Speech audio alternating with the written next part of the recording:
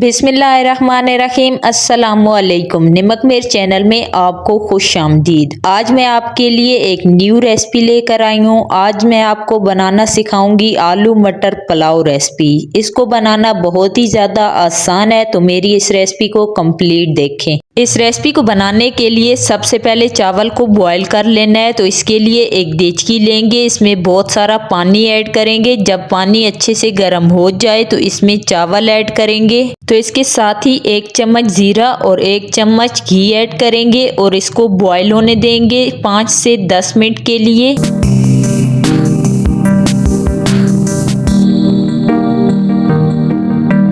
चावल बॉईल करने के बाद अब नेक्स्ट स्टेप है इसको बनाने का। तो यहाँ पे एक कढ़ाई लेंगे, इसमें 1 बड़ी चम्मच घी ऐड करेंगे। जब घी अच्छे से गर्म हो जाए तो इसमें प्याज ऐड करेंगे। प्याज को तब तक पकाना है जब तक इसका कलर हल्का ब्राउन ना हो जाए। इसके बाद इसमें टमाटर ऐड करेंगे। अब इसको ऐसे ही थोड़ी देर के लिए पकने देंगे और इसके बाद इसमें मसाले ऐड करेंगे। 1 चम्मच नमक, 1 चम्मच रेड मिर्चें, आधी चम्मच हल्दी, आधी चम्मच खुश्क धनिया ऐड करेंगे और अब इसमें थोड़ा सा पानी ऐड करेंगे और इसे कुछ देर पकने देंगे। 2-3 मिनट पकाने के बाद अब इसमें आलू, मटर और सब्ज मिर्चें बॉईल की हुई ऐड करेंगे और साथ ही इसमें बॉईल की हुई चावल ऐड करेंगे और इन सब चीज़ों को अच्छे से मिक्स कर लेंगे।